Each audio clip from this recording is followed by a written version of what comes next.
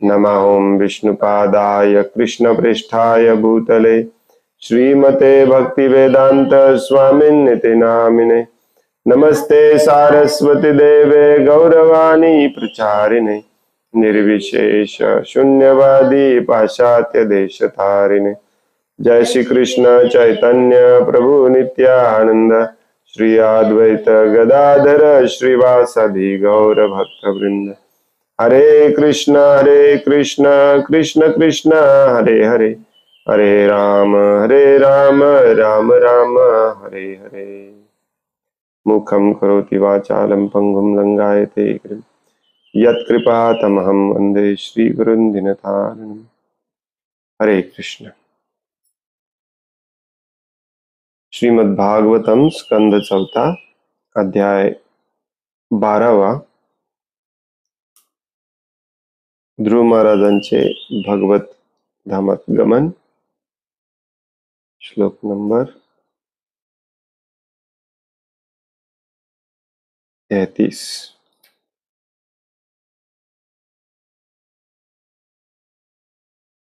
इति व्यवसितं तस्य व्यवसाय सुरोत्तमो दर्शयामास तुर्देवीं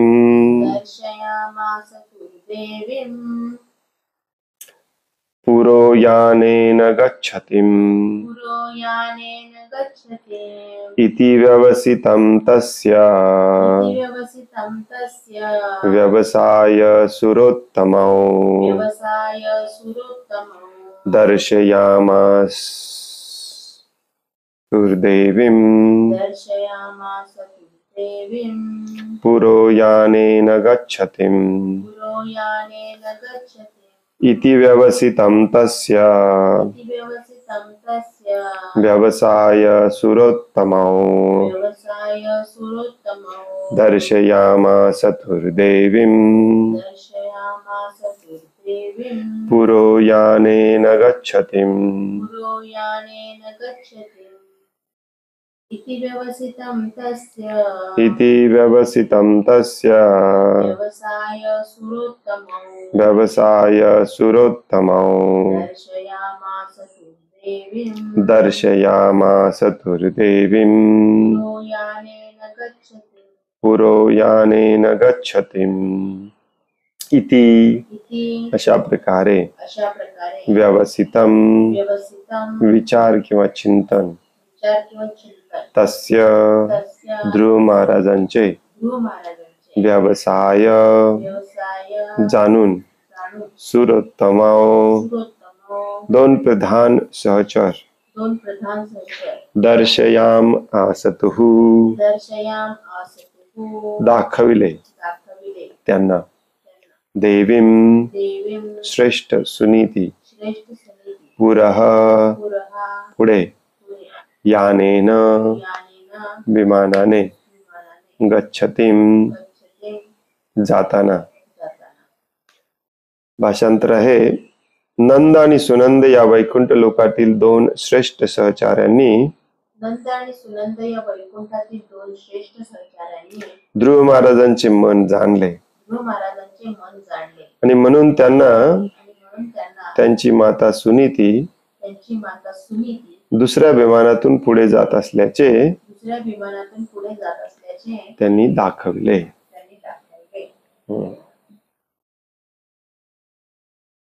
काल आपण हा महत्वाचा श्लोक वाचला जिथे ध्रुव महाराजांना आपल्या आई सुनीती बद्दल विचार मनामध्ये आला की ती देखील भगवत धामात गेली पाहिजे, आली पाहिजे। पुढे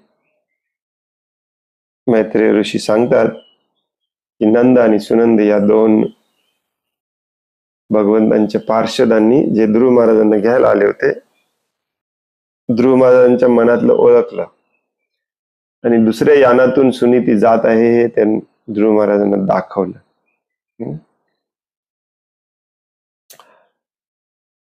तात्पर्य श्रील प्रभुपादांद्वारे हा प्रसंग सिद्ध करतो की भक्तिमय सेवेचे दृढपणे आचरण करणारा ध्रुव महाराजांसारखा शिष्य असलेला शिक्षा गुरु अथवा दीक्षा गुरु जरी तितकासा प्रगत नसला तरी त्याच्या शिष्याकडून उद्धार होऊ शकतो. तरी त्याचा शिष्याकडून उद्धार होऊ शकतो.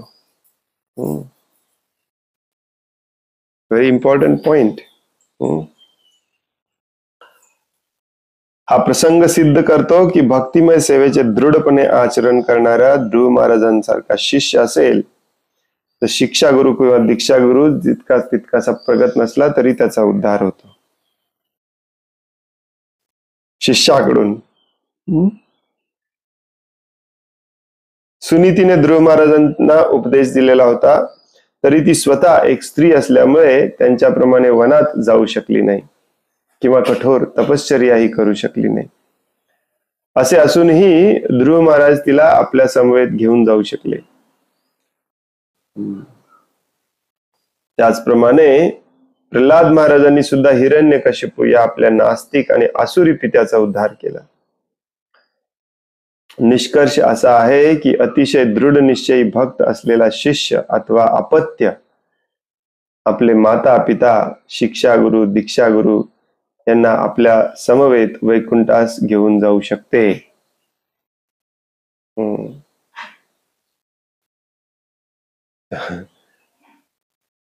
याचा अर्थ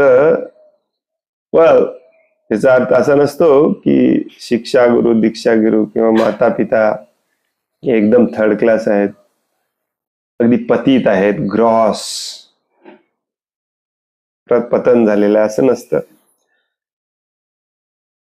हिरण्यकशिपूच्या बाबतीत तसं होतं ऍक्च्युली, पण तरीही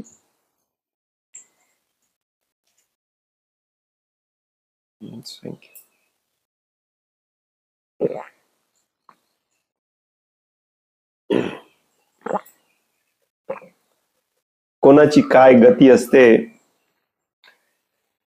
हे जरी शास्त्रामध्ये थोडक्यात दिलेलं असलं तरी एक्झॅक्टली तसंच व्हायला पाहिजे असं कुठे नसतं. फॉर एक्झाम्पल, मला एक माताजी काल विचारत होत्या की त्यांनी कुठेतरी ऐकलं की शिष्य जर वाईट वागत असेल, पाप कर्म करत असेल तर त्याचं फळ गुरुला जातं, गुरुला त्याचा त्रास भोगावा लागतो. हे खरं आहे का? या खरं आहे. आई वडिलांना आपल्या मुलांच्या पापाचा थोडा वाटा घ्यावा लागतो, कारण जे गुरु आहेत, जे आई वडील आहेत, त्यांच्यावर खूप मोठी जबाबदारी असते. उगी कोणाला पण काय पण करायला अलाउड करणे हे गुरुचं काम नसतं. तो आपल्या शिष्याला, आपल्या मुलांना कठोर उपदेश देत असतो, आदेश देत असतो. आता इतके कठोर उपदेश आदेश देऊनही जर शिष्य त्याचं पालन करत नसेल किंवा मुलगा मुलगी त्याप्रमाणे वागत नसेल तर गोष्ट वेगळी आहे. परंतु तुम्ही त्यांना शासनच करत नसाल, उपदेश आदेश ज्ञान देणे तुमचं कर्तव्य आहे, करतच नसाल तर मात्र तुम्हाला त्याच्या पापाचा भागीदार व्हावं लागतं. हे लॉजिक एवढं स्ट्रेट फॉरवर्ड देखील नाही आहे. मग काही लोक, प्रभुपादांनी स्वतः 1-2 लेक्चर मध्ये सांगितलं की शिष्याचं पाप गुरुला लागतं, शिष्याचे सगळे पाप गुरु घेतो. हे सांगण्यामागे आणखीन एक उद्देश असतो हा की शिष्य जो असतो त्याने खूप सिरियसली घेतलं पाहिजे गुरु शिष्याचा संबंध आणि गुरुचे आदेश उपदेश खूप सिरियसली घेतले पाहिजेत, निर्देश, आणि सिरियसली त्याचं पालन केलं पाहिजे.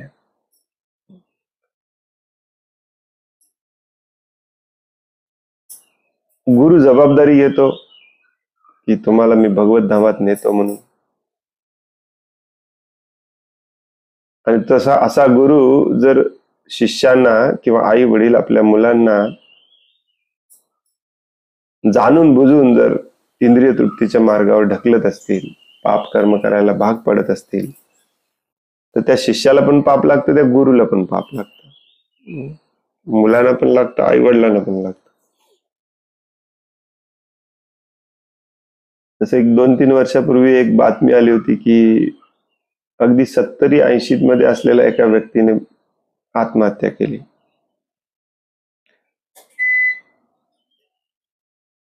याचं पाप लागतं का आई वडिलांना, त्याच्या आई वडिलांना?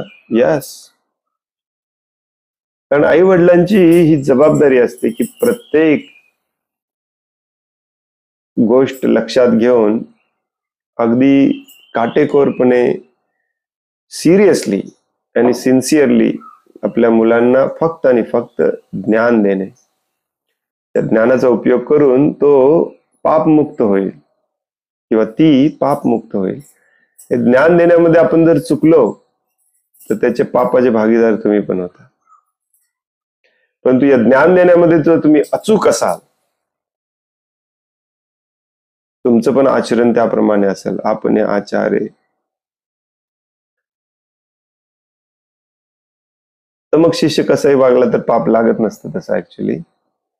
आणि बऱ्याचदा लोक मग असं म्हणतात की प्रभुपादांनी असं सांगितलंय, मग प्रभुपाद पण दुःखी कष्टी असतील आता सध्या, कारण त्यांच्या शिष्यांचं, बऱ्याच शिष्यांचं पतन झालं. कलियुगामध्येच नाही तर पूर्वीच्या युगामध्ये देखील अशी बरीच उदाहरणं आहेत. तर तुम्ही म्हणाल की हे काय वेगळंच सांगायलाय तुम्ही आम्हाला प्रभूजी या श्लोकात, तर ते नाही आहे. या श्लोकात उलट सांगितलंय, शिष्य जर परफेक्ट असेल, गुरु परफेक्ट नसला तरी त्याचा उद्धार होतो. परंतु शिष्य परफेक्ट कसा होणार? गुरु परफेक्ट असला तरच होणार. शिष्याला परफेक्ट बनवतो कोण? गुरु. त्यामुळे याचा अर्थ असा घेऊ नका की शिष्य एकदम शुद्ध भक्त झालाय आणि गुरु एकदम थर्ड क्लास व्यभिचार करत फिरते, जुगार खेळत फिरते, गुरुचा उद्धार होईल. त्या केसेस मध्ये पण होऊ शकतं, भगवंत काही करू शकतात.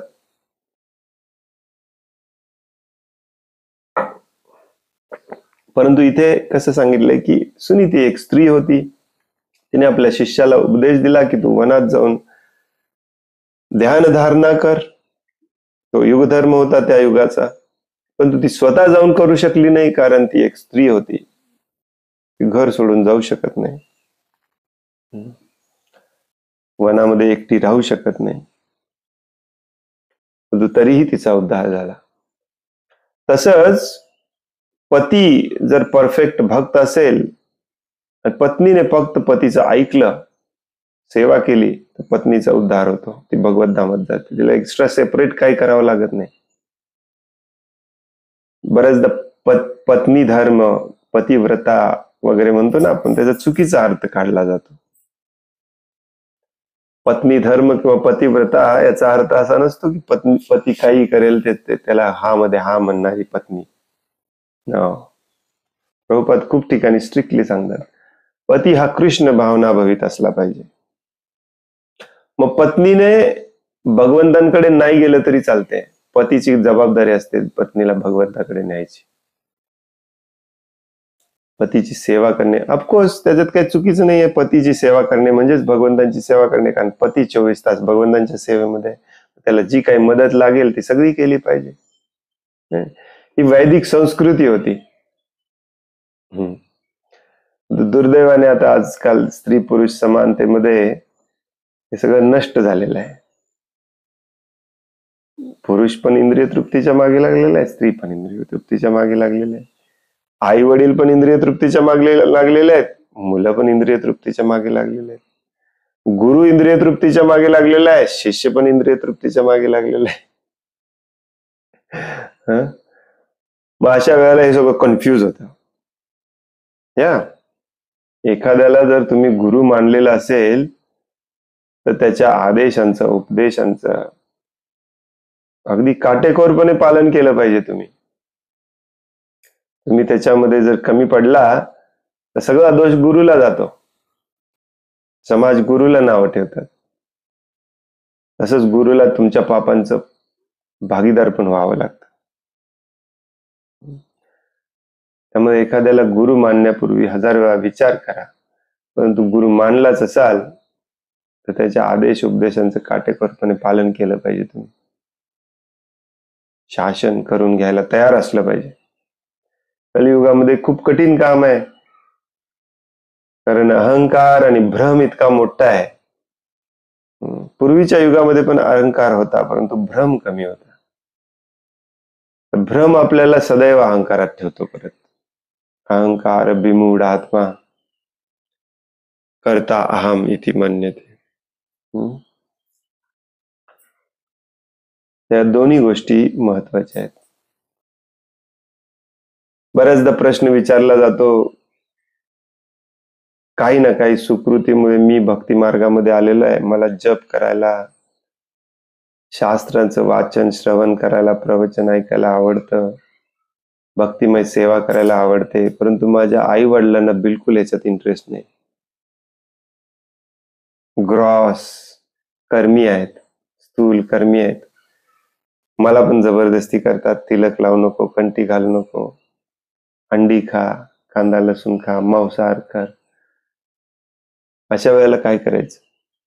अशा वेळेला आपण शुद्ध परफेक्ट भक्त व्हायचा प्रयत्न करायचा. मग आपल्या आई वडिलांना भगवंत माफ करतात आणि आई वडिलांना पण भगवत धामात घेऊन जातात. इन एनी केस, कोणत्याही परिस्थितीमध्ये, याच जन्मामध्ये, याच मनुष्याच्या शरीरामध्ये कितीही कष्ट सोसावे लागले, कितीही हालाकीची परिस्थिती आली, जागा सोडायला लागली, जॉब सोडायला लागला, काय व्हायचं ते होऊ दे, मी या जन्मामध्येच मी शुद्ध भक्त होणार आहे, ही आपली इच्छा आकांक्षा असली पाहिजे.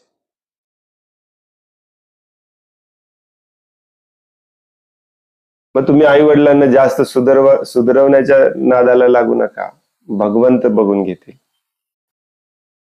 तुम्ही स्वतः शुद्ध भक्त व्हायचा प्रयत्न करा.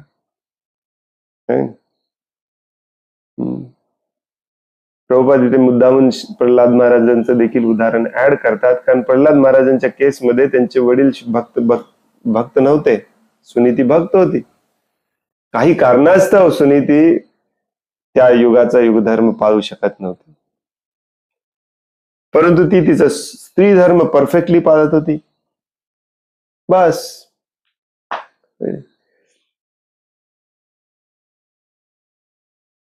एक कथा आहे जिथे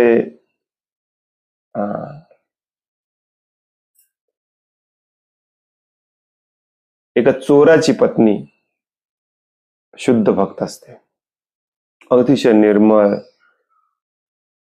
प्रवचन ऐकत असते, श्रवण करत असते आणि शास्त्राचं पालन करणारी असते. त्यांच्याकडे एक दिवस एक साधू येतो आणि तो पाहतो की नवरा इतका वाईट असून देखील ती नवऱ्याची सर्वतोपरी सेवा करत असते. काय मागेल ते करणे, नवऱ्याने चुकीचं जरी सांगितलं तरी करत असते. मग तो साधू जाताना म्हणतो, तुला पाप लागेल असं केलेस तर. ती हुशार असते साधूपेक्षा. ती म्हणते की एक स्त्रीचा धर्म आहे पतीची सेवा करणे. म्हणजे पती जर चुकीचं वागत असेल तर ते पाप ते पतीलाच लागते, मला नाही लागत.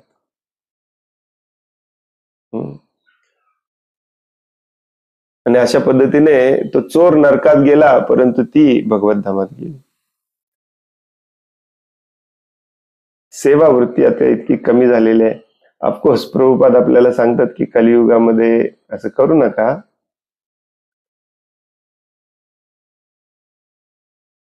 तुम्हाला तुमच्या भक्तिमय सेवेमध्ये अडथळा येत असेल, प्रॉब्लेम येत असेल, तर अशा नवऱ्याला सोडून द्या म्हणून पण सांगितलं आपल्या आचार्यांनी. कारण कलियुगामध्ये परिस्थिती खूप वाईट आहे. पूर्वीच्या काळामध्ये चोर देखील नीतिमत्तेने चोरी करायचे, लोक भांडायचे, युद्ध करायचे, ते पण नीतिमत्तेने करायचे. आता कलियुगाचं मेन लक्षण आहे कपट, कपटी वृत्ती असते. अशा कपटी, द्वेषी, मत्सरी व्यक्तीच्या सहवासात आपण राहिलं नसलं पाहिजे. मग तो पती असो, पत्नी असो.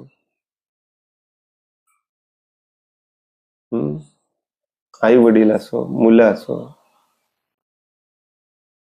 आणि कलियुगामध्ये वेळ खूप कमी. हे सगळं ऐकल्यावरती आपल्याला खूप कन्फ्युजिंग वाटतंय की एका ठिकाणी असं वागा म्हणून पण सांगितलंय, एका ठिकाणी नको म्हणून पण सांगितलंय. मग करायचं काय? जास्त तर्क वितर्क करत बसलो आपण तर मग आपण गुरुला समर्पण करू शकत नाही. गुरु सांगतील, देश काल पात्राप्रमाणे जे काही योग्य आहे ते गुरु सांगतील त्याप्रमाणे आपण वागलं पाहिजे. हो की नाही? तर या शिष्य जर पाप करत असेल त्या पापाचा परिणाम गुरुला पण भोगावे लागतात. त्यामुळे शिष्याने खूप केअरफुल असलं पाहिजे. काळजीपूर्वक आपलं वर्तणूक केलं पाहिजे. Very important. लक्षात ठेवा. कालचा पण श्लोक गुरुबद्दल होता. गुरु शिष्य जे नातं आहे ते परमनंट असतं, शाश्वत असतं. त्याला आपण खूप लाईटली घेतो. एक वेळ तुमचे आई वडील बदलतील पण तुमचा गुरु बदलत नाही. अनादि अनंत काळ शाश्वत संबंध म्हणतात त्याला. जसं भगवंतांचा आणि आपला शाश्वत संबंध आहे तसं गुरुचा आणि आपला शाश्वत संबंध असतो. त्या गुरुच्या आदेश उपदेशांना खूप सिरियसली घेतलं पाहिजे.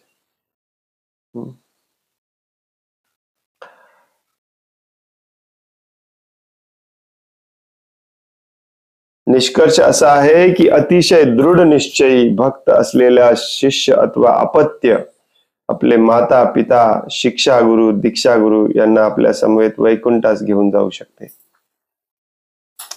श्रील भक्ती सिद्धांत सरस्वती ठाकूर म्हणत की जर मी अगदी एका जीवात्म्याचाही पूर्णपणे उद्धार करून त्याला भगवत धामात घेऊन जाऊ शकलो तर कृष्ण भावना प्रसारित करण्याचे माझे ध्येय यशस्वी झाले असे मी समजेन. एक व्यक्ती. कृष्ण भावना आंदोलन आता संपूर्ण जगात पसरत आहे आणि कधी कधी मला वाटते की जर मी अनेक अर्थाने लोळापांगळा असलो तरी माझ्या अनेक शिष्यांपैकी एखादाही ध्रुव महाराजांसारखा अनन्य शक्तिशाली भक्त झाल्यास तो मला आपल्या समेत वैकुंठी घेऊन जाण्यात समर्थ होऊ शकेल. प्रभुपाद म्हणतात ही गुरुची विनम्रता असते. प्रभुपाद म्हणतात माझ्या काही शिष्य मी जरी अर्थाने लोळापांगळा असलो. प्रभुपादांच्याकडे ना पैसे होते ना शारीरिक सामर्थ्य होतं ना वेळ होता. 70व्या वर्षी त्यांनी सुरू केलं तरी पण प्रत्येक गोष्टीमध्ये प्रभुपाद पुढे असायचे. काही उचलून ठेवायचंय, पैशाचा व्यवहार बघायचा आहे. आज आपण पाहतो प्रभुपादांच्या या चळवळीची खूप वाईट अवस्था झालेली आहे. खूप खूप खूप खूप बिकट अवस्था झालेली आहे. ग्रॉस मंडेन एकदम स्थूल भौतिक ऐहिक पतन होत आहे लेफ्ट राईट. याचा अर्थ असा नाही की प्रभुपादांनी शुद्ध भक्त बनवलेच नाही. प्रभुपादांचे एक शिष्य होते त्यांचं नाव आहे प्रद्युम्न. माहिती तुम्हाला ऐकले? You should know. भाषांतर जे करतात त्यांना माहिती असलं पाहिजे कारण प्रत्येक लेक्चरच्या सुरुवातीला प्रद्युम्न उवाच्यच असते. सगळीकडे असायचे प्रद्युम्न प्रभू. कारण त्यांना संस्कृत मध्ये खूप इंटरेस्ट होता. प्रभुपादांनी त्यांना संस्कृत शिकवलं. प्रभुपाद म्हणायचे मला संस्कृत बिलकुल येत नाही. एका रिपोर्टरनी विचारलेलं स्वामीजी तुम्हाला कुठल्या कुठल्या भाषा येतात? प्रभुपाद म्हणाले हिंदी इंग्लिश आणि बेंगाली. मग एक शिष्य म्हणला संस्कृत येतं स्वामीजी तुम्हाला? प्रभुपाद म्हटले नाही मला संस्कृत येत नाही. प्रद्युम्न प्रभू जे होते ना ते प्रभुपाद म्हणायचे की प्रद्युम्न प्रभू कोणी नाही गेलं तर प्रद्युम्न प्रभू एकटा भगवत धामात जाणार. अतिशय सिन्सिअर शिष्य होते काही शिल प्रभुपादांचे. ना धनाची इच्छा होती ना जनाची इच्छा होती ना प्रसिद्धीची इच्छा होती ना पदाची इच्छा होती. अगदी प्रामाणिकपणे प्रभुपादांची सेवा करायची प्रद्युम्न प्रभू. अग्नी जयानंद प्रभू. बऱ्याच जणांना माहिती नाही जयानंद प्रभू. अगदी प्रभुपादांच्या शिष्यांमध्ये देखील सगळ्यांचं एक मत आहे की जर कोणी भगवत धामात गेलेला असेल तर जयानंद प्रभूने डेफिनेटली गेले. असे बरेच शिष्य तयार केले प्रभुपादांनी. दुर्दैवी गोष्ट बघा, प्रभुपाद इथे सांगतात, भक्ती सिद्धांत सरस्वती ठाकूर देखील सांगतायत की एक भक्त जरी मी बनवू शकलो तरी माझं जीवन यशस्वी झालं. प्रभुपाद देखील तेच म्हणायचं, एक भक्त मी जरी बनवू शकलो माझं जीवन यशस्वी झालं. लोक चुकीचा अर्थ काढतात, प्रभुपादांनी इतक्या जणांना दीक्षा दिली वगैरे वगैरे. कारण प्रभुपादांचं काम जे गुरुने त्यांना सांगितलेलं ते महाभयानक काम होतं. त्याच्यामध्ये सैनिकांची गरज होती. मग प्रभुपादांनी सैनिक भरती केली. जेव्हा युद्ध असतं ना तेव्हा प्रत्येक नागरिकाला बोलवून घेतं सरकार लढायला, त्याला मिलिटरीचं ट्रेनिंग असो नसो. परंतु प्रभुपाद नेहमी म्हणायचे की एक जरी भक्त झाला तरी बस आहे आपल्याला. हे प्रभुपाद त्यांच्या शिष्याला आदेश देतील का तुम्ही 50,000 शिष्य बनवा म्हणून? 50,000 शिष्य तुम्ही मॅनेज तरी करू शकता का? ते कलियुगामध्ये शिष्य बनवणे म्हणजे नावाची लिस्ट घेऊन येणे आणि एकाच दिवशी हे घ्या, तुझं नाव हे, तुझं नाव हे, तुझं नाव हे, तुझं नाव Hare Krishna, go back to home. Back to home म्हणजे घरी आपापल्या, पुणे मुंबई जिथं कुठे राहत. याला शिष्य बनवणे म्हणत नाहीत. शिष्य बनवणे म्हणजे त्याची जबाबदारी घेणे की हा भगवत धामात कसा जाईल. 50,000 लोकांची तुम्ही जबाबदारी घेणार आहे? जे प्रभुपाद म्हणतात, माझ्या गुरुनी सांगितलं, माझं देखील तेच म्हणणं आहे की एक शिष्य झाला तरी बस आहे. ते आपल्या शिष्याला तुम्ही 50,000 शिष्य बनवा म्हणून का आदेश देतील? खोटे पद प्रतिष्ठेच्या मागे आपण लागलेलो आहे, हो की नाही? सुनीतीने एक शिष्य बनवला बस. लोकनाथ गोस्वामींनी एक शिष्य बनवला बस. गौर किशोरदास बाबाजींनी एक शिष्य बनवला बस. एका शिष्यात ज्याला बास होत नाही ना त्याला पद प्रतिष्ठेची इच्छा असते.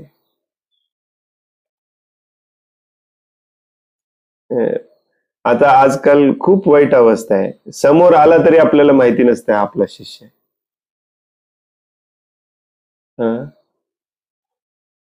मग अशा केसेस मध्ये गुरु पण पापी आहे आणि शिष्य पण पापी आहे, दोघे नरकात जाणार.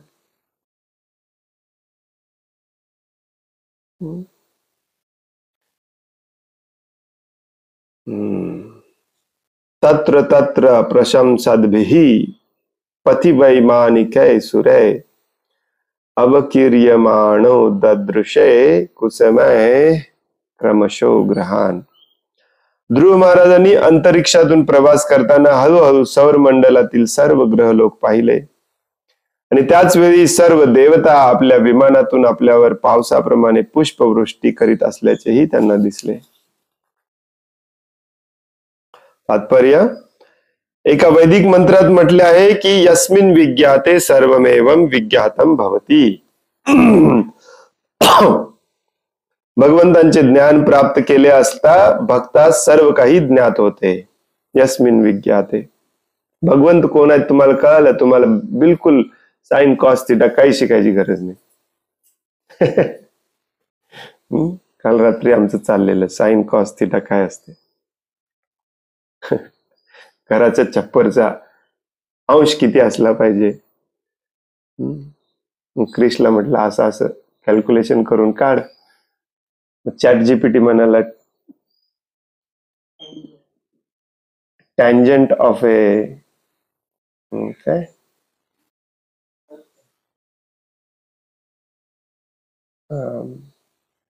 हाईट आणि डिस्टन्स, त्याचा टँजंट काढला की तुम्हाला हे कोण मिळतो. क्रिश विचारत होता हे टॅन काय असते डॅडी. एखाद्याला वाटेल की हे साइन कॉस थिटा आपल्याला 9वी 10वी 11वी 12वी शिकवतात, मग ह्याला येत नाही, ह्याला टॅन म्हणजे काय माहिती नाही, आपल्याला माहिती तरी आहे, जरी येत नसलं तरी आपल्याला माहिती तरी आहे साइन कॉस थिटा. मग ह्याला टॅन येत नाही, मग हा एकदम मंद माणूस निघाला. काय गरज आहे, तुम्ही काय घोडे मारले टॅन शिकून, साइन कॉस शिकून?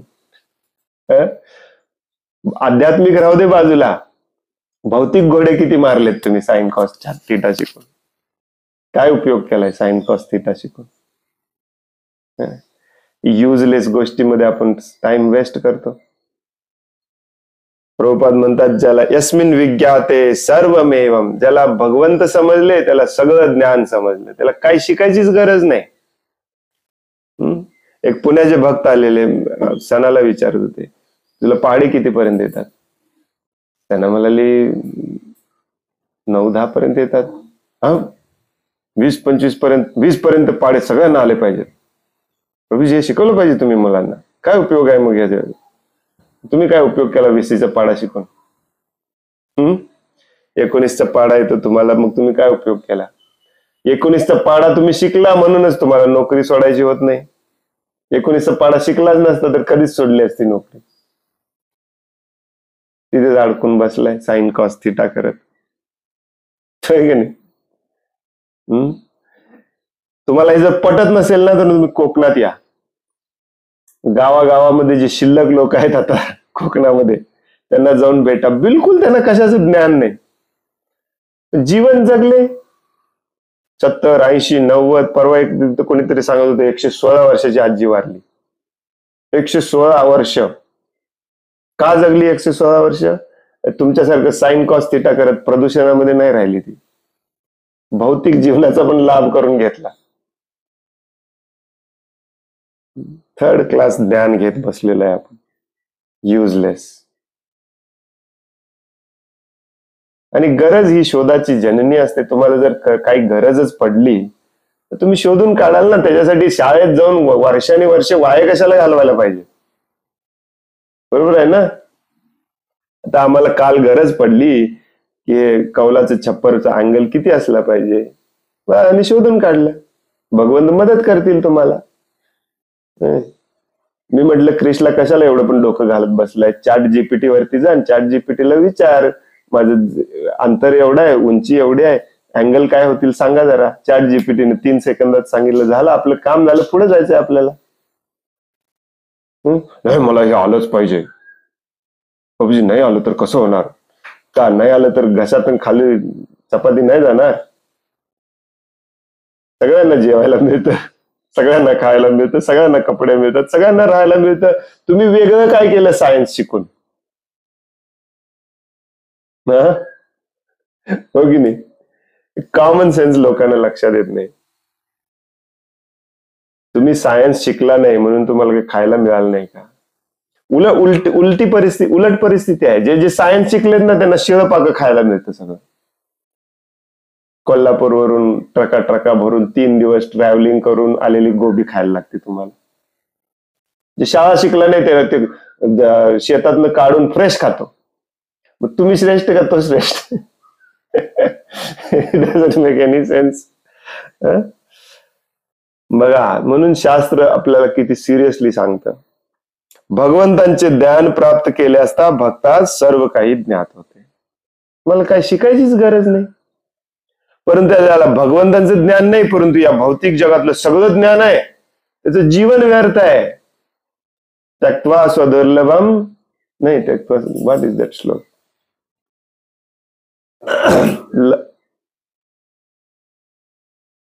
दुर्लभ नो नो नो. नारद मुनी 5व्या अध्यायामध्ये व्यासदेवांना झाडतात. तिला श्रीमद भागवतमच्या पहिल्याच स्कंदामध्ये सगळं लिहून ठेवलंय, भगवंताबद्दल लिहून ठेवलं नाही. युजलेस, वेस्ट झालं तुझं आयुष्य, नारद मुनी म्हणतात व्यासदेवांना. चरणाम भुजाम हरे. श्रील प्रभुपाद तिथे सांगतात,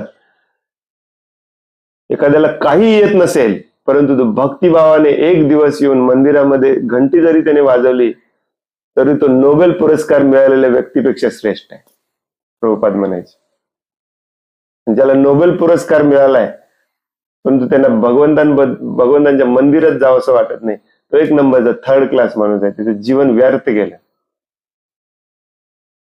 पण दुर्दैवाने इंद्रिय तृप्तीने ग्रासलेले आपण सगळे, आपल्याला हेच आवडतात. अमिताभ बच्चन आवडतो, आपल्यासाठी हिरो आहे. शाहरुख खान, विराट कोहली, सगळे थर्ड क्लास. जीवन व्यर्थ घालवलं या सगळ्या लोकांनी. प्रभुपाद महात्मा गांधींना पण युजलेस म्हणायचे. पंडित नेहरू, महात्मा गांधी, सगळे जीवन व्यर्थ घालवले या लोकांनी. प्रभुपाद कधी कधी तर न्यूटन आणि काय नाव त्याचं, आईन्स्टाईन यांना पण म्हणायचे युजलेस आहेत, थर्ड क्लास आहेत, व्यर्थ आहेत, व्यर्थ घालवलं जीवन यांनी.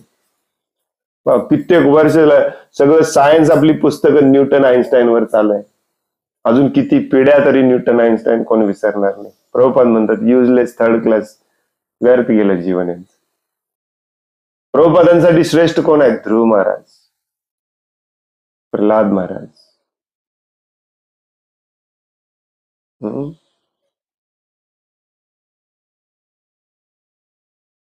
प्रभुपादांसाठी श्रेष्ठ आहेत प्रद्युम्न प्रभू. हे महत्वाचं आहे. युजलेस आपण काहीतरी करत बसतो. भूरिजन प्रभू काय म्हणतात माहितीये का? मी परवा वाचत होतो अमेझिंगली.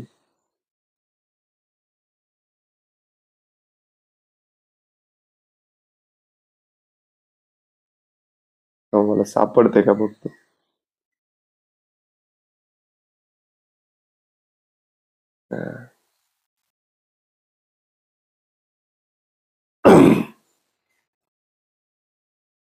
विषय असा होता की भूरिजन प्रभूंना श्रील प्रभुपादांनी आदेश दिलेला की नॉर्थ कॅरोलिनामध्ये जाऊन नवीन सेंटर सुरू करा. त्यांनी तिथे जाऊन नवीन सेंटर सुरू केलेलं. नवीन गोष्टी करायच्या म्हटलं ना, बिल्डिंग आलं, कन्स्ट्रक्शन आलं, लिगल प्रॉब्लेम आले, हे आलं, ते आले, आपला उत्साह कमी होतो. म्हणजे आपण पण रोज एक्सपिरियन्स करतो, आपला उत्साह कमी होतो. मग कोणीतरी असं म्हणत होतं की उत्साह जोपर्यंत आहे तोपर्यंत गुरुची सेवा करायला खूप बरं वाटतं. भूरिजन प्रभू सांगत होते की जेव्हा आपण एखाद्याला गुरु मानतो ना, उत्साह असो नसो गुरुची सेवा करायची असते. आवडत असो नसो गुरुची सेवा करायची असते.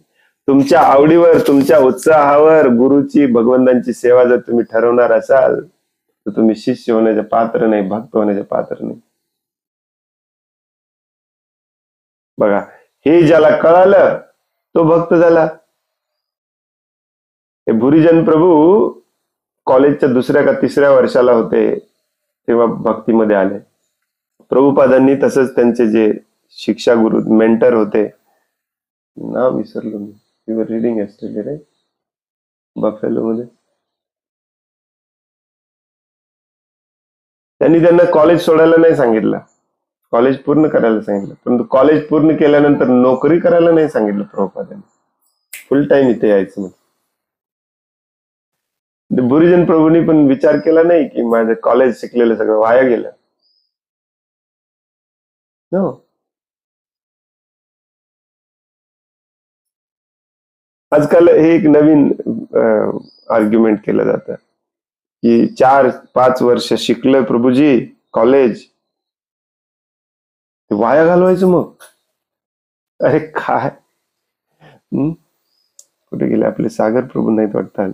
सागर प्रभू म्हणतात 5.5 वर्ष डॉक्टरी शिकली, आता वाया घालवायचं? ते वायाच आहे. भगवंतांची सेवा करायची असेल तर सगळं सोडून दिलं पाहिजे आपण. ते ज्ञान जे 5 वर्ष घेतलं ते युजलेस होतं, तुम्हाला आज कळायला पाहिजे. ते 5 वर्ष तुम्ही वाया घालवले, युजलेस ज्ञान घेतलं. मग आता ते डिग्री मिळाले म्हणून अजून 25 वर्ष वाया घालवायची? आता तुम्हाला ज्ञान मिळाले की भगवंतांचं ज्ञान महत्वाचं आहे, भगवंतांची सेवा महत्वाची आहे, परंतु डिग्री घेतली आहे म्हणून नोकरी करणे महत्वाचं आहे वाटतं लोकांना. आमचे सासू सासरे पण लग्न झालं तेव्हा नवीन सारखं म्हणून दाखवायचे, अथक परिश्रमाने मुलीला डॉक्टर बनवले, तिच्या त्या 4.5 वर्षाची वाया घालवू नका, तिला प्रॅक्टिस करू द्या. 4.5 वर्ष वाया घालवले, अजून जीवन सर्व वाया घालवायचं कारण ते 4.5 वर्ष वाया घालवले. लॉजिक, याला काही लॉजिक म्हणता येते का? नाही प्रभूजी, मग तुम्ही इंजिनिअरिंग केला, मग तुम्ही इंजिनिअरिंग करून 20 वर्ष नोकरी केली, मग मी चूक केली म्हणून तर तुम्हाला सांगतोय. इंजिनिअरिंगचे 4 वर्ष वाया घालवले, नंतर 20 वर्ष वाया घालवले कारण इंजिनिअरिंग केलं म्हणून. इंजिनिअरिंग केलंच नसतं हे 20 वर्ष वाया गेले नसते. ठीक आहे, तुमचा पैसा गेलाय, वेळ गेलाय त्या 4 वर्ष शिकण्यामध्ये, त्याचा उपयोग भगवंतांच्या सेवेमध्ये करा. परंतु ती डिग्री घेतली, ते शिकलंय म्हणून अजून 20 वर्ष वाया घालवण्यात कसलं लॉजिक आहे? दुसरं काही कारण नाही. प्रभूजी परवा म्हणत होते दुसरं काही कारण नाही प्रभूजी, परंतु ते 4 वर्ष एवढी मेहनत केली, त्याचा काहीतरी उपयोग करून घ्यायला पाहिजे ना. उपयोग भगवंतांच्या सेवेत करा ना. भौतिक जगात भौतिक सुखासाठी त्याचा उपयोग जर तुम्ही परत करून घ्यायला लागला तर अजून 10 वर्ष वाया घालवणार. लक्षात येते का लॉजिक? खूप महत्वाची गोष्ट आहे. यस्मिन विद्याते सर्वमेवं विद्यातम भवती. ज्याला भगवंत समजले, ज्याला भक्ती समजली, त्याला याच जगात नव्हे वैकुंठात देखील समजावून घेण्यासारखं दुसरं काही नाहीच आहे. प्रभूजी, याला सर्कल म्हणतात, याला ट्रायंगल म्हणतात, याला रेक्टँगल म्हणतात, याला स्क्वेअर म्हणतात. काय करणार आहे तुम्ही हे सगळं समजून घेऊन? भगवंतांच्या सेवेमध्ये वापरायचं असेल तर ते रेक्टँगल पण सेवेमध्ये आहे आणि सर्कल पण सेवेमध्ये आहे. हे बऱ्याच जणांच्या लक्षात येत नाही, बऱ्याच भक्तांच्या लक्षात येत नाही. दुर्दैवाची गोष्ट आहे. आपल्या मुलांना परत शाळेमध्ये घालतात, कत्तलखान्यामध्ये कत्तल करायला त्यांच्या आत्म्याची. आत्महना. तुम्हाला एबीसीडी पण समजलं नाही भक्तीचा. भक्तीमध्ये येऊन 20-25 वर्ष जप करून तुम्हाला वाटतंय की मुलाला परत शाळेत घातलं पाहिजे, शिकवलं पाहिजे, ज्ञान दिलं पाहिजे. कसलं ज्ञान? ज्या ज्ञानाला काही अर्थच नाही ते ज्ञान. आणि जे ज्ञानाला नुसता अर्थच नाही असं नाही, ते ज्ञान असं ज्ञान आहे जे तुमच्या मुलाला भगवंतांपासून दूर घेऊन जात. का द्यायचं मग ते ज्ञान? मुद्दामून दिलं नसलं पाहिजे. विचार करा, हो की नाही? नाही, त्याला मी भक्त बनवतो. जणू काय तुम्ही भक्त झालाय. तुमची ही विचारसरणीच दाखवते की तुम्हीच अजून भक्त झालेलं नाही. नाही, त्याला शाळा शिकवून मी भक्त बनवतो, ही विचार करणे म्हणजे तुम्ही अजून भक्त झाला नाही. तो कसा होणार? त्याला तुम्ही जबरदस्तीने शाळेत पाठवताय, जिथे जिथे त्याला शिकवलं जातं की भगवंतांनी ही सृष्टी बनवली नाही, असंच निर्माण झालेलं आहे. पहिले पाण्यातले प्राणी होते, मग ते हळूहळू जमिनीवर आले, मग सरपटायला लागले, मग त्यांचे पाय निर्माण झाले, हळूहळू शेपूट गेली, चारीचे 2 पाय झाले, हळूहळू माणूस तयार झाला. बस. भगवंतांचे दुश्मन आहे तुम्ही, हे तुमच्या मुलांना शिकवायला पाठवता, आहे की नाही? तुम्ही स्वतःला भक्त म्हणता आणि मुलांना हे शिकवायला पाठवता. कॅन्सर कसा बरा करायचा, कॅन्सर तुझ्या कर्मामुळे झालंय हे शिकवायला पाठवत नाही मुलांना.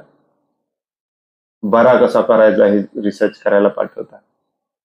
तुम्ही कसले भक्त? तुम्ही भगवंतांचे दुश्मन झाला, कारण भगवंत जे शिकवतात त्याच्या उलट शिकवायला तुम्ही तुमच्या मुलांना पाठवावं लागलंय शाळेमध्ये. Does that make sense? Logic बरोबर आहे काय आपलं?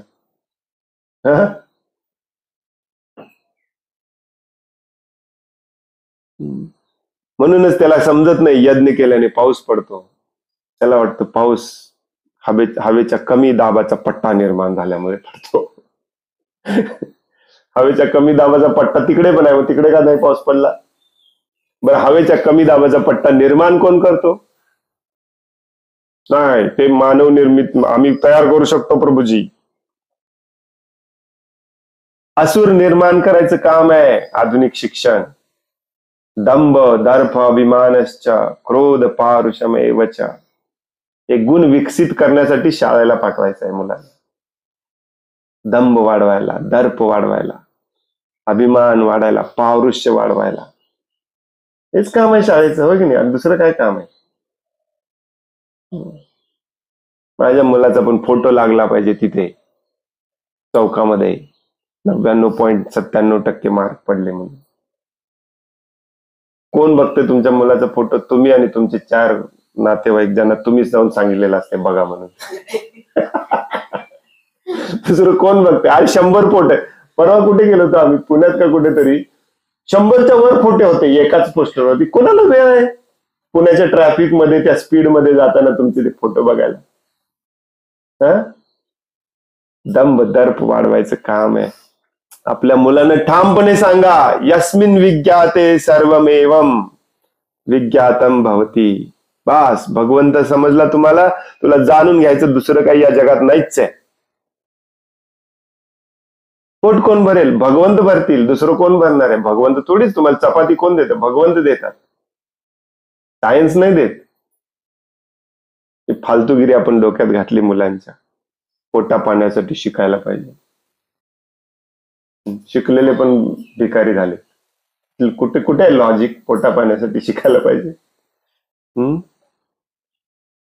हरे कृष्ण. भगवंतांचे ज्ञान प्राप्त झाले असता भक्ता सर्व काही ज्ञात होते. तद्वतच भगवंतांच्या धामात गेल्याने भक्ताला वैकुंठाच्या मार्गावर असणाऱ्या इतर सर्व ग्रह लोकांचे अवलोकन करता येते. ध्रुव महाराजांचे शरीर आपल्या शरीराहून भिन्न होते हे आपण ध्यानात ठेवले पाहिजे. सांग, जसं भगवंतांचं ज्ञान घेतलं तर सगळं ज्ञान आलं, तसं जेव्हा तुम्ही वैकुंठात जाता तेव्हा स्वर्ग बिर्ग सगळं दिसतंय. सेपरेटली तिथे जाण्यासाठी धडपडायची गरज नाही. यज्ञ बिज्ञ करून स्वर्गात जातो मग वैकुंठात जातो, काय गरज आहे? मी सगळ्यात पहिल्यांदा इजिप्तला गेलो. मी कुठेच गेलो नव्हतो. दिल्लीला पहिल्यांदा गेलो. मग इजिप्तला जाताना दिल्लीला जावंच लागलं. काय करायचं खरं दिल्लीत राहून? ध्रुव महाराजांचे शरीर आपल्या शरीराहून भिन्न होते आपण ध्यानात ठेवले पाहिजे. शरीर बदललं, आपण वाचलं ऑलरेडी, हो की नाही? सोन्यासारखं तेजपुंज झालं. ते वैकुंठ विमानावर आरोहण करीत असताना त्यांच्या देहाचे परिपूर्णपणे आध्यात्मिक सुवर्ण रंगात परिवर्तन झाले. कोणताही मनुष्य भौतिक ऐहिक देहाच्या बळावर उच्चतर ग्रहलोक पार करू शकणार नाही. परंतु त्याला आध्यात्मिक देह प्राप्त होतो तेव्हा तो केवळ या प्राकृतिक जगातील उच्चतर ग्रहलोक पार करू शकतो एवढेच नव्हे, तर तो त्याही पलीकडे व त्याही पेक्षा श्रेष्ठ अशा वैकुंठ लोकामध्ये प्रवेश मिळवू शकतो. नारद मुनी भौतिक आणि आध्यात्मिक अशा दोन्ही जगतांमध्ये कुठेही प्रवास करू शकतात हे सर्व ज्ञात आहे. कारण नारद मुनींचं शरीर भौतिक नाही आहे. सत्या सुनीती वैकुंठात जात असताना तिचे शरीर ही पूर्णपणे आध्यात्मिक बनले, याची आपण नोंद घेतली पाहिजे. सुनीतीप्रमाणेच प्रत्येक मातेने आपल्या मुलाला ध्रुव महाराजांसारखा भक्त होण्याचे प्रशिक्षण दिले पाहिजे. प्रभुपादांनी लिहिलेलं वाक्य आहे, अंडरलाईन करा, हायलाइट करा, टापून आणा, मोठा बोर्ड बनवा, घरात लावा. सुनीतीप्रमाणेच प्रत्येक मातेने आपल्या मुलाला ध्रुव महाराजांसारखा भक्त होण्याचे प्रशिक्षण दिले पाहिजे. सुनीतीने आपल्या मुलास अगदी वयाच्या 5व्या वर्षी सांसारिक कार्यापासून अलिप्त होण्याचा आणि वनात जाऊन परम भगवंतांचा शोध घेण्याचा उपदेश केला. तिने कधीही अशी इच्छा केली नाही की आपल्या मुलाने भगवत कृपा प्राप्त करण्यासाठी कधीही खडतर तपश्चर्या न करता सुखाने घरीच राहावे. वाचा वाचा, आई वडिलांनी वाचा. हे ऍक्च्युली आई वडिलांनी ऐका. दुर्दैवी आई वडील आहोत आपण सगळे. प्रत्येक आईने सुनीतीप्रमाणे आपल्या मुलाचे काळजीपूर्वक संगोपन करावे आणि वयाच्या 5व्या वर्षापासून त्याने ब्रह्मचारी होऊन आध्यात्मिक साक्षात्कारासाठी खडतर तपस्या करण्याचे प्रशिक्षण त्याला द्यावे. प्रत्येक आईने वयाच्या 5व्या वर्षी.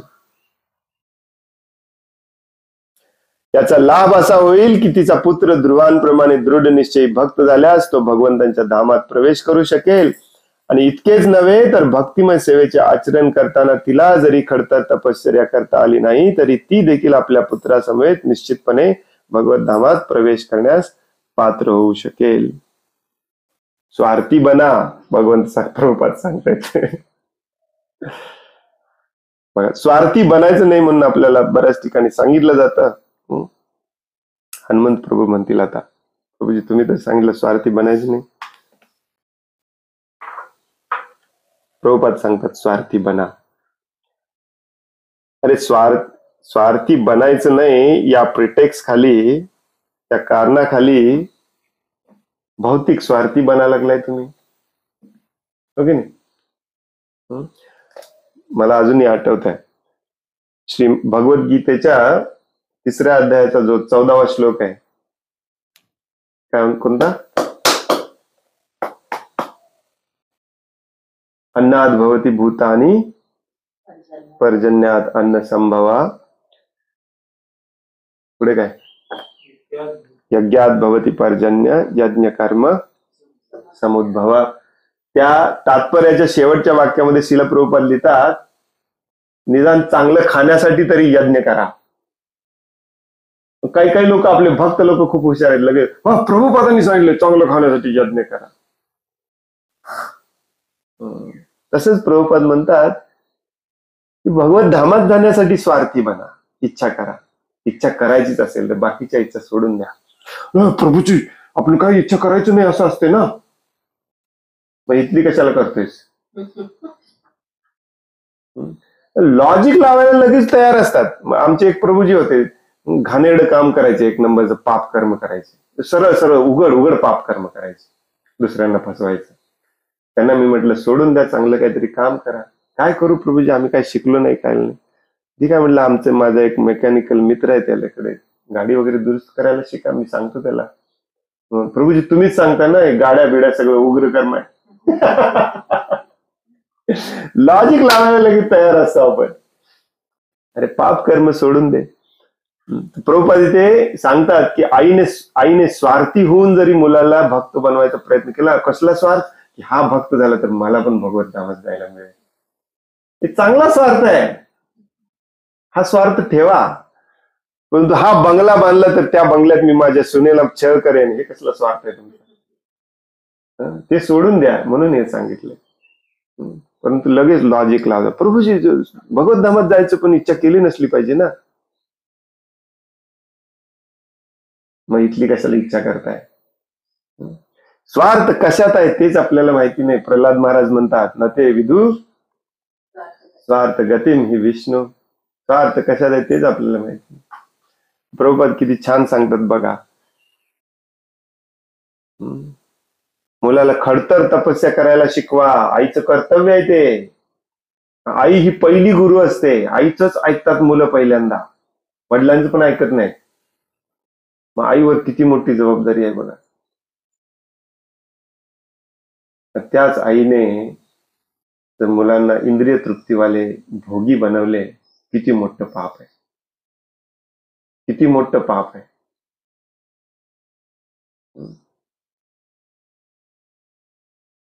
म्हणून मी सुरुवातीला सांगितलं, नुसतं पुण्यातच भागीदारी नाही, पापात पण भागीदारी आहे. तुम्हाला त्याचे पाप, त्याचा भोग तुम्हाला भोगायला लागणार, तुम्ही जर मुलांना पापी बनवलं तर. लक्षात ठेवा. समाजात राहणं खूप कठीण आहे प्रभूजी, थोडंफार कपटीपणा असावा लागतो. मग काय, जावा नरकामध्ये, त्याच्यासोबत तुम्ही पण जावा मुलासोबत. ध्रुव महाराजांसोबत सुनीती भगवत धामात का गेली? कारण ध्रुव महाराजांना सांगितलं की तू कपटी नको बनू, तू शुद्ध भक्त हो. वाघ येऊन खाल्ला तर मला काही फरक पडत नाही, जा. साप चावला तर काही फरक पडत नाही, जा. मेलो तर मरशील, भगवत धामात जाशील. अशी आई पाहिजे. आपल्या आया आहेत. सरकारी खात्यामध्ये मोठ्या हुद्द्यावर पाठवायचंय प्रभूजी मला, माझ्या मुलाला. ब्राह्मण दीक्षित भक्त बोलतात असं. त्यांना ब्राह्मण दीक्षा दिलीच कोणी, हे पहिल्यांदा मला प्रश्न पडतो.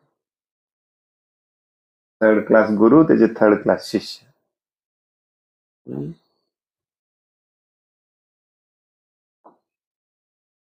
विशेष करून कलियुगामध्ये या गोष्टी सुपर सिरियसली घेतल्या पाहिजे. आपल्याकडे नाही वेळ आहे, ना आपल्याकडे बुद्धी आहे, ना आपल्याकडे मार्गदर्शन करणारं कुणी आहे. खूप वाईट परिस्थिती आहे.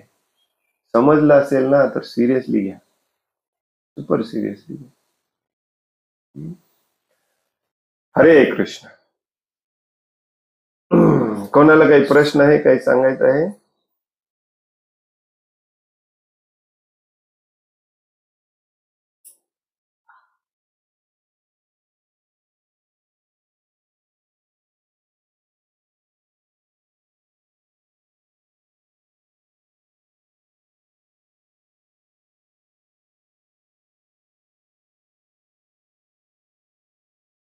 हरे कृष्णा धन्यवाद प्रभूजी. हरे कृष्णा धन्यवाद प्रभू. प्रभूजी भौतिक शिक्षण अजिबातच घ्यायचं नाही. बिलकुल घ्यायचं नाही. फॉर एक्झाम्पल दिलं तुम्ही चॅट जीपीटी वरती बघायला पाहिजे. चॅट जीपीटी बघायला पण एज्युकेशनची गरज आहे. का गरज आहे? माझा मुलगा बिलकुल शिकला नाही, त्याला जमलं विचारायला पाहिजे. काय नॉलेज म्हणजे साधारणपणे कितीपर्यंत शिकायला पाहिजे की अजिबात म्हणजे अंकगणित आलं नसलं पाहिजे? काय तुम्हाला काही नाही आलं तरी चालते. गरज ही शोधाची जननी असते. काल जे माझ्याकडे आले होते आर्किटेक्ट लोक, आम्ही छपराचं डिझाईन करत होतो, तो म्हणाला की माझे आजोबा परफेक्ट करायचे, जे पहिलीला पण गेले नव्हते, आम्हाला त्याच्या 10% पण येत नाही. तो सुतार म्हणत होता माझे आजोबा इतकं परफेक्ट करायचे, त्याच्या 10% पण मला येत नाही. मग हे सुतार शिकलेला आहे, याचा काय उपयोग आहे? अँगल बिंगल सगळं यायचं त्या आजोबांना. गरज ही शोधाची जननी असते. तुम्हाला भगवंतांच्या सेवेत वापरायला लागलं तर तुम्ही जाऊन शिकाल. तुम्हाला स्पेशली भौतिक जगाचा भोग घेण्यासाठी शिकायची काय गरज आहे? आणि मग तुम्ही एक्सक्यूज शोधता, मग कारण शोधता. म्हणजे भगवंतांच्या सेवेसाठी तरी शिकायला पाहिजे ना. म्हणजे सेवा दिली ती सेवा करा ना, शिकायला कशाला वेळ वाया घालवताय? भगवंतांची सेवाच करायची आहे ना तुम्हाला. मी सेवा देतो या.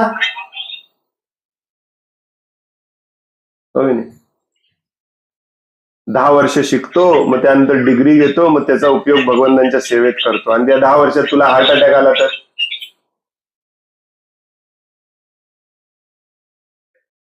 परवा एक लेक्चर ऐकलं, त्यामध्ये असं सांगितलं की आपली तुमची तिन्ही स्थिती व्यवस्थित बॅलेन्सिंग असेल तर तुम्ही भक्ती करू शकता. भक्ती करू शकता. कसली तिन्ही स्थिती? आर्थिक स्थिती, आर्थिक, भौतिक आणि सामाजिक. मग भौतिक प्रॉब्लेम असले तरी तुम्ही भक्ती करू शकत नाही, आर्थिक प्रॉब्लेम असले तरी भक्ती करू शकत नाही. हे मी तुम्हाला प्रभुपादांच्या ह्याच्यातून ठामपणे सांगू शकतो, आणि प्रभुपादांचे वाक्य तुम्हाला आणून देऊ शकतो की हे कोणी तुम्हाला सांगितलं नाही तो एक नंबरचा बोगस भक्त आहे. तर बिलकुल ऐकू नका. श्रीमद भागवतम 7वा स्कंद 15वा अध्याय 15वा श्लोक वाचा, ह्याचं उत्तर तुम्हाला मिळेल.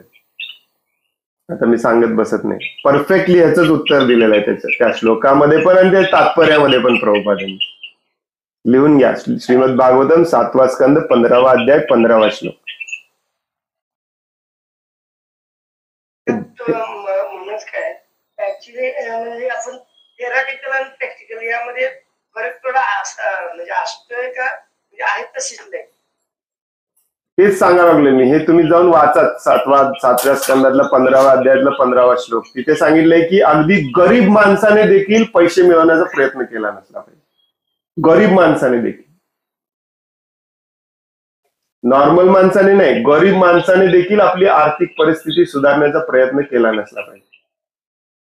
हे नारद मुनींचे आदेश आहेत आपल्यासाठी. विशेष करून तो अध्याय पूर्ण जो आहे ना, तो गृहस्थ लोकांसाठी अध्याय आहे. संन्यासांसाठी, ब्राह्मणांसाठी, ब्रह्मचारीसाठी नाही. तो अख्खा अध्याय जो आहे तो गृहस्थांनी कसं जगलं पाहिजे याच्यासाठी. आपण सगळे गृहस्थ आहोत, आपण तो अध्याय वाचलेला नाही. ज्यांनी तुम्हाला हा उपदेश दिला त्याला जाऊन विचारा हा अध्याय वाचलाय का. मी 100% सांगतो त्यांनी हा अध्याय वाचलेला नाही, कारण प्रभुपादांचे वाचायची आपल्याला गरजच वाटत नाही. शास्त्र वाचायची आपल्याला गरजच वाटत नाही. मग हे मनाने तयार केलेले लॉजिक आहे, कॉन्कॉक्टेड. शिला प्रभुपाद म्हणायचे आपल्या लहरीप्रमाणे तयार केलेले लॉजिक हे सगळ्यात डेंजरस असतात. लॉजिक पण डेंजरस असतात आणि लॉजिक तयार करणारे पण डेंजरस असतात. आता तुम्हाला मी हे प्रूव्ह करून दिलं ना, तरी पण तुम्ही त्याचं जाऊन ऐकणार, कारण त्याचं तुम्हाला आवडतं ऐकायला, कारण तो तुमच्या इंद्रिय तृप्तीला साजेल, सोपेल असं सांगतो. तो शास्त्राप्रमाणे नाही बोलणार. त्याला जाऊन विचारा की शास्त्रात हे कुठं लिहिलंय दाखव, आणि ह्याच्या विरुद्ध कुठं लिहिलंय ना, हे मी 10 ठिकाणी काढून दाखवू शकतो त्याला की ह्याच्या विरुद्ध कुठं लिहिलंय. भागवतम मध्ये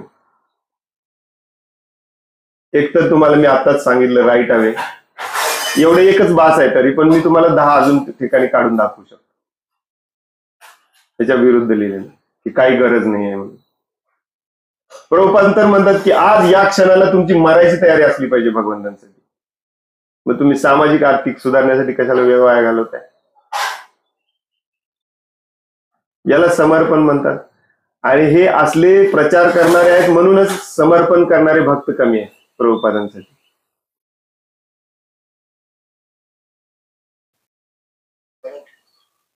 तुम्ही खरोखर जाऊन वाचा. माझ्याकडे नाही आहे आता, नाही तर मी तुम्हाला वाचून दाखवलं असतं. माझ्याकडे इंग्लिश मध्ये आहे. तुमच्याकडे मराठी असेल 7वा स्कंद 15वा अध्याय 15वा श्लोक. आणि अख्खा अध्याय पण वाचा. अख्खा अध्याय हा गृहस्थांसाठीच आहे. ज्याने कोणी शिल प्रभुपादांच्या चळवळीत येऊन श्रीमद भागवतमचं श्रवण केलं नाही, विशेष करून श्रीमद भागवतमच्या 7व्या स्कंदामधल्या शेवटचे 5 अध्याय श्रवण केले नाहीत, त्याचं जीवन व्यर्थ आहे ऍक्च्युली. नारद मुनी त्या 5 अध्यायामध्ये वर्णाश्रम समजावून सांगतात की ब्रह्मचारीनी कसं वागलं पाहिजे, ग्रहस्थांनी कसं वागलं पाहिजे, वानप्रस्थ काय असतो, संन्यासीनी कसं वागलं पाहिजे, ब्राह्मण कसा असतो, हे आपल्याला माहितीच नाही. मग काय ऍडजस्टमेंट करायला लागले आपण? आणि वर्णाश्रम हा परफेक्ट भगवंतांनी निर्माण केलेली पद्धती आहे. त्याच्यामध्ये तुमचे सुख पण असतं, भौतिक सुख, त्याचबरोबर तुम्ही अध्यात्म करू शकता. एक वर्णाश्रमाची डेफिनेशनच ही आहे. तुम्हाला वर्णाश्रमच नको आहे, मग आर्थिक विकास तुम्ही पापाच्या आधारावर करताय. करा, आर्थिक विकास पण करा, परंतु भगवंतांनी दिलेल्या मार्गाने करा ना. भगवंतांनी दिलेला मार्ग आहे 1 दाना पेरणे, त्याचे 100 दाणे करणे, ते खायला वापरणे, विकायला नाही. तुम्हाला आर्थिक विकास करायचा आहे, मोबाईलचं दुकान काढून, रिसर्च करून, सॉफ्टवेअर इंजिनियर बनून, हे सगळं पाप कर्म आहे. हे सगळे पापी आहेत आणि हे सगळे नरकात जाणार आहेत. हे शास्त्राचं विधान आहे. जो शास्त्र संमत बोलत नसतो ना, त्याचं तुम्ही ऐकलंच नसलं पाहिजे. तुम्हाला शंका, तुम्ही आता मला कशी शंका विचारली ना, तशी तुम्ही त्याला जाऊन विचारा शंका की आमचे प्रभूजी असं म्हणत होते की 7व्या स्कंदामध्ये 15व्या अध्यायात 15व्या श्लोकात असं सांगितलं. प्रभूजी तुम्ही त्याच्या विरुद्ध सांगताय, तुम्ही जरा एक्सप्लेनेशन द्या. तुम्ही पण जरा शास्त्रातला संदर्भ देऊन सांगा तुमचं कसं बरोबर आहे. आज जाऊन विचारा त्यांना.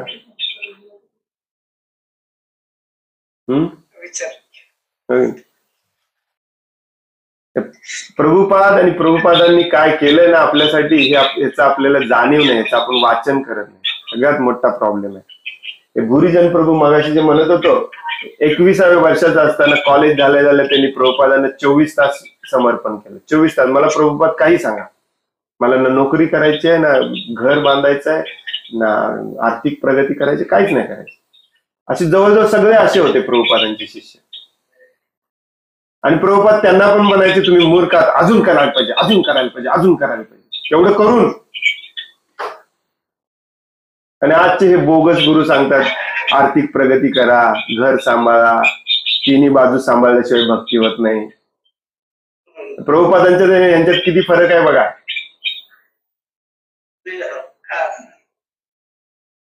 एका लेटर मध्ये भुरीजन प्रभू सांगतात, एका लेटर मध्ये प्रभुपाद लिहितात की माफ करा, मी तुम्हाला पुश करतोय, परंतु हीच वेळ आहे पुश करायची.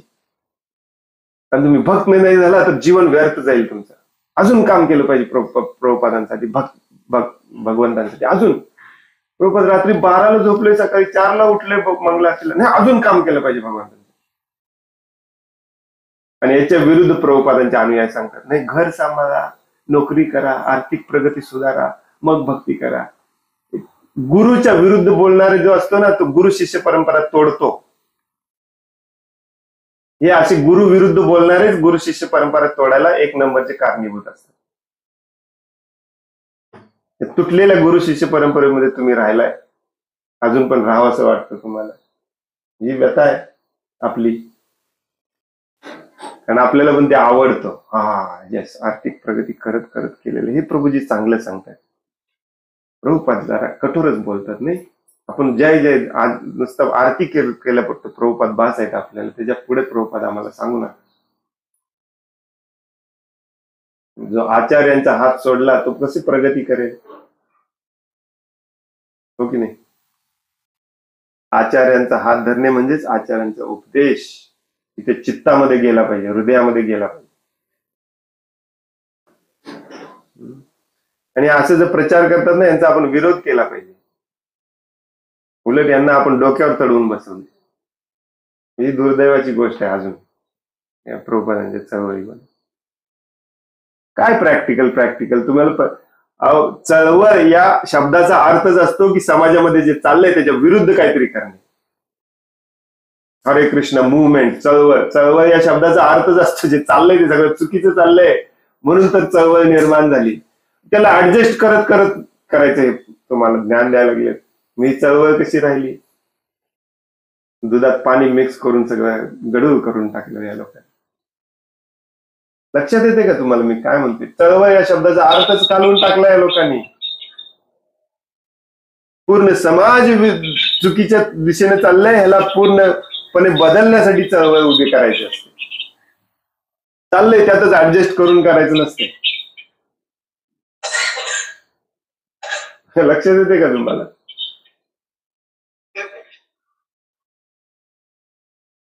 म्हणून चळवळ, सध्याची चळवळ आहे ना, ती थंड पडली.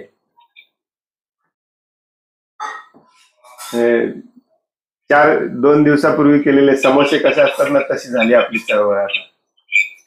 याला गरम करायची गरज आहे परत.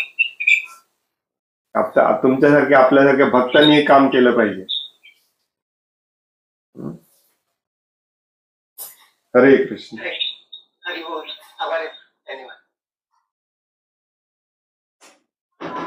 हरे कृष्ण प्रभू. हरे कृष्ण. प्रभूजी, आता ते पितृपक्ष चाललेला आहे, तर कॉल येतात इस्कॉन वाल्यांचे की त्यांना सांगितलं की प्रभुपादांनी जर उलट सांगितलेलं आहे पुस्तकात, काहीच सांगितलेलं नाही, आपला जर संदर्भ दिला तर स्पष्टपणे म्हणतात की आम्हाला काय माहित नाही, आम्हाला सांगितलेलं आहे की लोकांना फोन करा किंवा आउटसोर्स केलेलं आहे. आउटसोर्स केलेलं. मग आपण अजून पण का मग इस्कॉनला धरून त्याबद्दल पण का बोलतो? बिकॉज मोस्टली लोक जे आहेत ते तिथूनच येतात. व्ह्यू ॲट इज म्हणजे ह्याला असं समजा की हे फर्स्ट लेवल रिक्रुटमेंट आहे. फर्स्ट लेवल रिक्रुटमेंटच्या पुढे ते काही करू शकत नाही. मग आता आपलं काम आहे जे दूध मिळालंय त्याला गरम करून खावा करणे.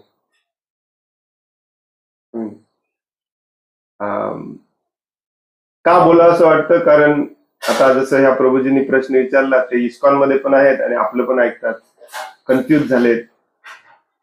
ते ज्याच्यामुळे कन्फ्यूज झाले ते कन्फ्युजन दूर करायला पाहिजे. नसेल तर मग ते तिकडेच आकर्षित होतील अजून. त्यामुळे मॅक्झिमम जी जनता आहे ती तिथून आलेली असते. ते अजूनही त्यांना ते आवडत असतं. हळूहळू हे पण पटत असतं. याच्याबद्दल आपल्याला बोलावं लागतं. आणि हे असं नाही आहे की हे इस्कॉनची परिस्थिती आहे, ही सगळ्यांची परिस्थिती आहे. बऱ्याचदा मला बाकीचे पण प्रभूजी म्हणतात की तुम्ही विनाकारण इस्कॉन विरुद्ध बोलण्यात वेळ वाया घालवता. इस्कॉन विरुद्ध कुठं आहे? आपली परिस्थिती काय वाईट आहे?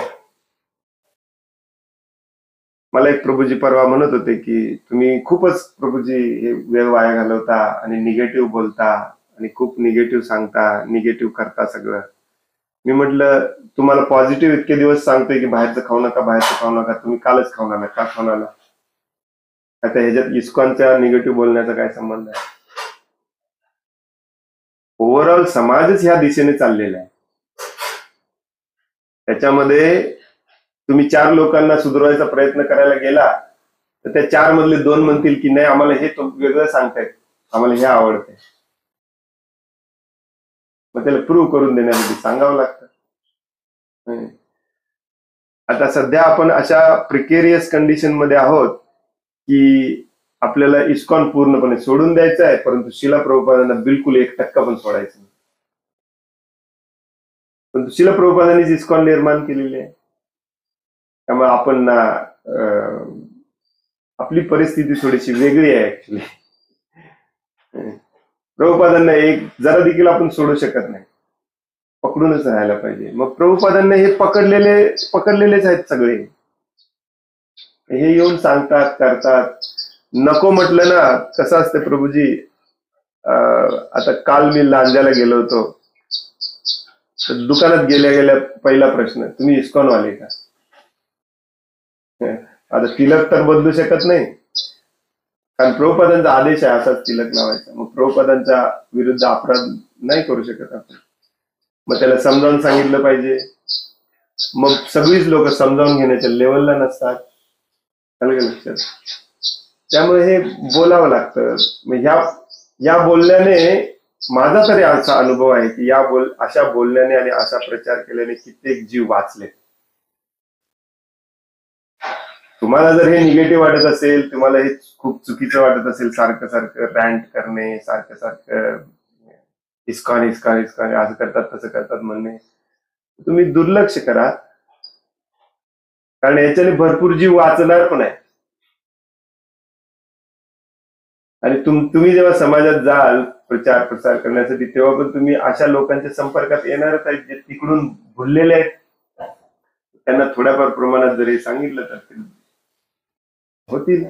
आता जे मी ह्या प्रभूजींना सांगत होतो की ज्यांनी तुम्हाला हे सांगितलं त्यांना संदर्भ जाऊन विचारा, हे सगळ्यांनाच लागू पडते. बाबा बुवा लोक आहेत, काय वाटेल ते मनाचं सांगतात, ना त्याला शास्त्राचा संदर्भ आहे ना काय आहे, मनाप्रमाणे काही सांगतात. हे इस्कॉनलाच लागू पडते असं नाही. समाजामध्ये जितके फसवणारे आहेत ते सगळ्यांना लागू पडते. लक्षात येते. आता तुम्ही आता हे रेग्युलरली ऐकता, त्यामुळे तुम्ही ते ज्यांनी तुम्हाला फोन केला होता तुम्हाला त्यांना बोलता आलं ना. हे माहितीच नसतं तुम्हाला की प्रभुपादांनी काय सांगितलंय आणि प्रभुपादांचं नाव घेऊन प्रचार करणारे काय सांगताय, तर तुम्ही त्याला कसं बोलू शकला असता काल की हे तुम्ही प्रभूजी चुकीचं सांगताय, प्रभुपादांनी असं सांगितलेलं नाही. सो ऍज अ प्रचारक ही आपली ड्युटी असते की व्हाईट पासून ब्लॅक, ब्लॅक पासून व्हाईट वेगळं करणे. त्याला चुकीचं समजावून घेऊ नका तुम्ही.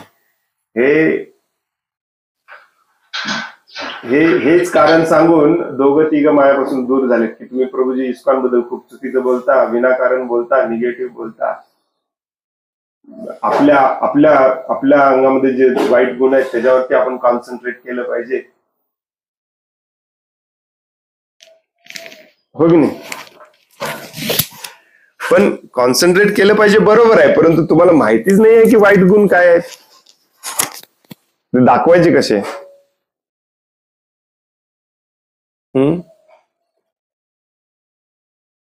एक लेक्चर झाल्या मला एक प्रभूजींनी विचारलेलं, प्रभूजी हे सगळं चर्चा करायची काय गरज आहे?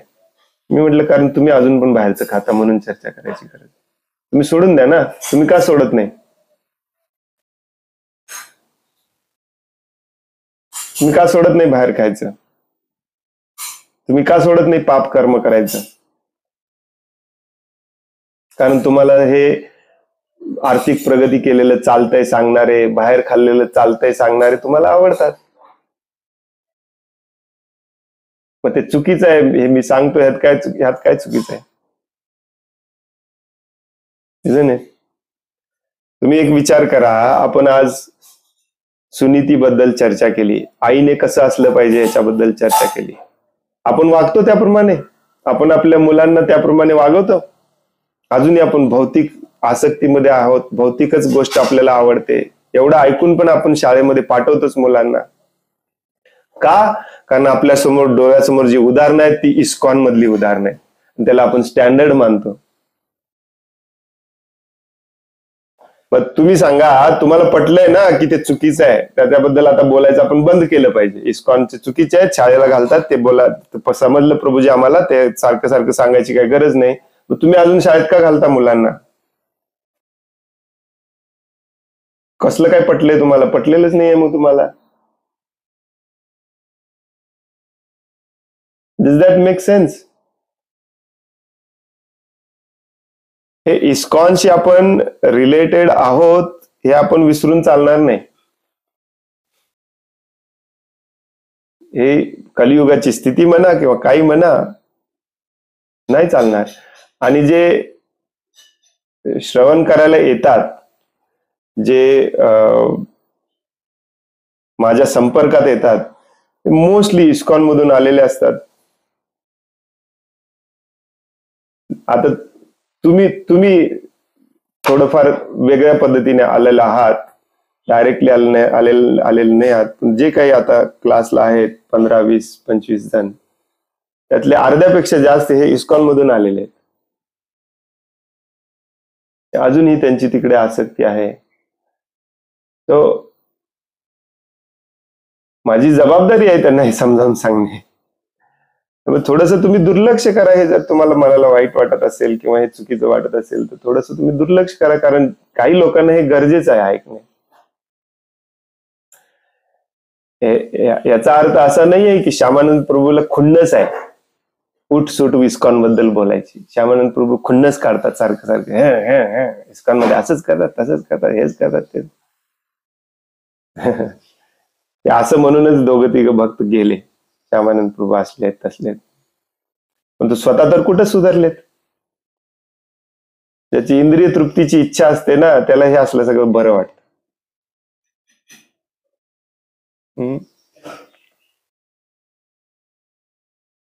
आता तुम्हीच बघा, तुम्हीच सांगताय की इस्कॉन वाले फोन करतात, पितृपक्षवाले. आता ही इस्कॉनचे आपण सोडूच शकत नाही ना, मग ह्याच्यावर चर्चा केलीच पाहिजे. का फोन करतात, त्यांना उत्तर कसं द्यायचं, करायला पाहिजे का नको?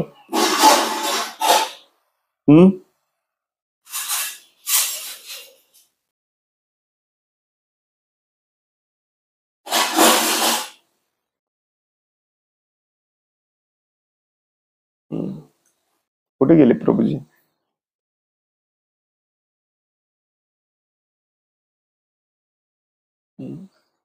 हरे कृष्ण प्रभूजी. हरे कृष्ण.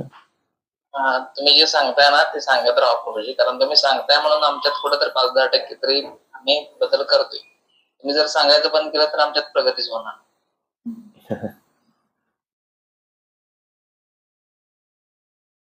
कृष्ण दंडवत प्रणाम.